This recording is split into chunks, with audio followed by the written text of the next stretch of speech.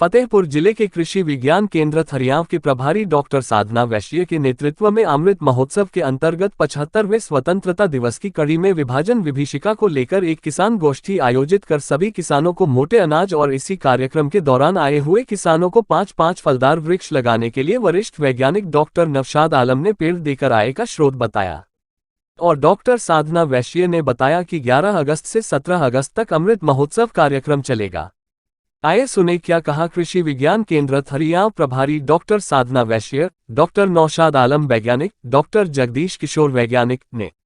आप देख रहे हैं MP news cast Uttar Pradesh bureau Sanjay Patel की कवरेज फतेहपुर से।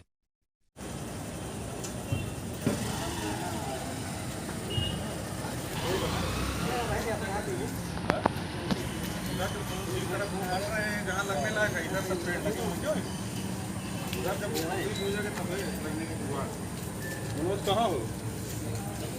बाहर होगा। चलो गाड़ी लाओ। उधर तो जहाँ आपका आवाज तो आपके पास एक संपर्क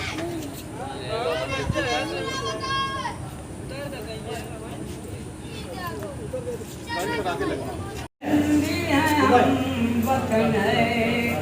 हिंदुस्तान हमारा, यहाँ किसी भाई से पूछो कि तुम कौन हो तो हिंदुस्तानी तो कहेगा, भारतवासी तो कहेगा, कि जापानी कहेगा, ईरानी कहेगा, तो उसी पर है से ये आप लोग दिमाग में जमा लीजिए। किसी से बुराई भलाई या जातिवाद मत कीजिए। या प्रबुद्धता को समझ नहीं पाता है, अपने उन ऋषि मुनियों को ज्ञान समझ नहीं पाता है। जब वो जाता है या उसके पास जाते हैं, अरे बोले तो पागल है, लेकिन वहीं पर से उसकी प्रवृत्ति चालू हो जाती है। एक ने कहा पागल है और वहां 10 आदमी पहुंचते हैं, नेगेटिव फोर्स चालू हो जाता है ना। हम जिस समय पर एक यहाँ वैज्ञानिक के रूप में हैं, हम सहभागिता की बात कर रहे हैं। जब हमारा यहाँ का एक वैज्ञानिक समान किसान को देखता और समान तकनीक देता है, उसमें से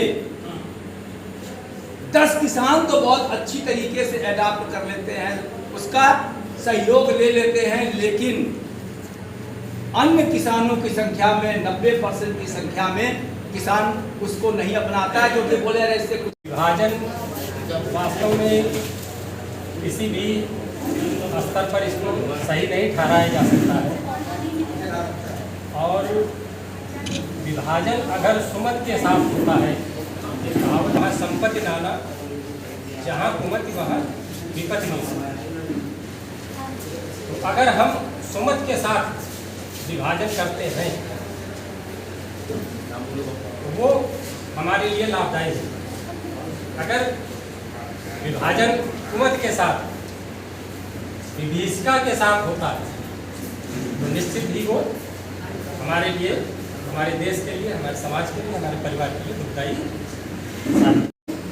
ये विभीषिका शब्द अभी खत्म कहाँ होगा? एक विभीषिका आई थी 47 में विभाजन हुआ, जो हमारे देश के नागरिक वहाँ थे उनको यहाँ भगाया गया, तो उनको मार के कत्ल करके गाड़ियों में भर के, इसी को हम लोग याद करते हैं।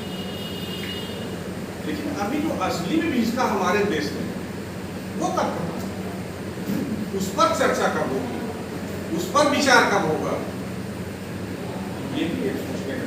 हम 75 वर्ष हो गए देश को आजाद, 75वां स्वतंत्र दिवस मना रहे हैं। उसमें हम लोगों को जो चर्चा करनी है 75 साल पहले की करनी है। अभी हमको चर्चा 75 साल के अंदर अंग्रेज, हम लोगों ने अंग्रेजों से तो आज़ादी पा ली, अभी जो हमारे देश के अंदर अंग्रेजी कायम है, अंग्रेजियत कायम है, हम उससे कब आज़ाद होंगे? उसकी कोई तिथि है? ये कितने लोगों को और कितने पौधे का वितरण? ये आज हम लोगों ने लगभग 100 किसानों को 5-5 पौधे फलदार जो है वो दिए हैं। जी जी। ये इस फलदार पौधा देने का उद्देश्य हम लोगों का ये है कृषि विज्ञान केंद्र का, कि ये ले जाकर अपने यहाँ आज ये जो स्मृति दिवस विभीषिका वृत्ति दिवस मनाया जा रहा है, इस अवसर पर आज ही के दिन ये रोपण करें और करके इसको लंबे समय तक इसकी यादगार को जो है वो बनाए रखें। इसके लिए हम लोगों ने ये पौधे इनको दिए कि, और दूसरी चीज़ ये कि ये फलदार पौधे लगाएंगे तो इनके उपयोग के बाद जो बचेगा वो ये मार्केट भी कर सकते हैं, जिससे कि इनके आय में भी वृद्धि हो सके। इसलिए हम लोगों ने इनको ये पौधे दिए। आपका शुभ परिचय? मेरा नाम doctor Naushad Alam, senior scientist, कृषि विज्ञान केंद्र खरियाव। जी मैम, ये कृषि विज्ञान केंद्र में जो कार्यक्रम चल रहा है उसकी क्या रूपरेखा है, इसके विषय में आप विस्तार से जानकारी दीजिए। देखिए, कृषि विज्ञान केंद्र खरियाव, यहाँ पर समय समय पर सामयिक प्रशिक्षण, FLD, OFT ये सब दिए जाते हैं। साथ ही साथ जो भी भारत सरकार हम लोगों को अलग से प्रोग्राम देती है उसको करते हैं। अब ये 11 तारीख से 17 तारीख तक जो है हम लोग आज़ादी का अमृत महोत्सव के उपलक्ष्य में आज 14 तारीख को विभाजन विभीषिका स्मृति जो है रूप में मनाया जा रहा है। ये कृषि विज्ञान केंद्र आज सुबह 8 बजे से इसके लिए एक रैली निकाल चुका है। उसके बाद हम लोग एकत्र हुए हैं, इसको गोष्ठी के रूप में मनाएंगे। जितने भी हमारे शहीद हुए हैं उनको हम लोगों ने पहले श्रद्धांजलि दिया है। उसके बाद कार्यक्रम को हम लोगों ने शुरू किया है। इसका मुख्य तात्पर्य ये है कि हम लोगों ने आज दृढ़ निश्चय किसानों को भी कराया और खुद भी किया कि किसी भी चीज़ का विभाजन नहीं करना है। हमारे जो शहीद हुए हैं लोग, उन्होंने एक देश को आज़ाद कराने के लिए कितनी माताओं के, कितनी बहनों के सिंदूर को हटाया, उसके अलावा बलि दी, बलि देने के बाद अपने घर त्यागे, तो वो विभाजन हो गया। विभाजन को होने के बाद क्या हुआ कि वो एकत्र नहीं हो पाए। तो आज ये कहा जा रहा है कि आप विभाजन की स्मृति रूप में मनाएंगे तो आप अपने घर के विभाजन को रोकिए, अपने परिवार के विभाजन को रोकिए और इसी को आज दृढ़ संकल्प लीजिए कि अब फिर से संयुक्त परिवार को बनाइए, अपना जॉइंट फैमिली में रहिए। आज जो हम लोग एकल परिवार में चले गए हैं उसको भी छोड़ें, क्योंकि एक मुट्ठी में बहुत ताकत होती है।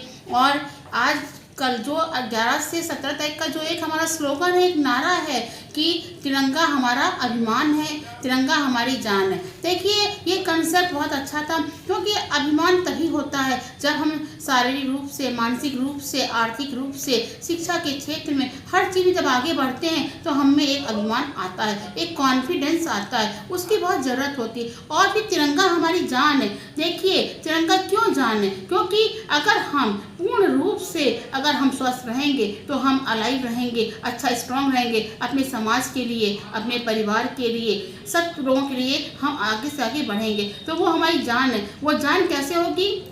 उसके लिए भी प्रधानमंत्री महोदय ने 2022-23 को मोटे अनाजों का वर्ष कहा है। मोटे अनाजों का वर्ष कहने का तात्पर्य ये है कि जो हम पुराने वाले जो अनाज भूल गए, जैसे रागी है, सावा है, कोकून है, मोठ है, ये सब जो तरह तरह के अनाज हम पहले यूज में लेते थे अब नहीं ले रहे। तो उसी के उपलक्ष्य में हमारे कृषि विज्ञान केंद्र ने 1 साल पहले ही मोटे अनाज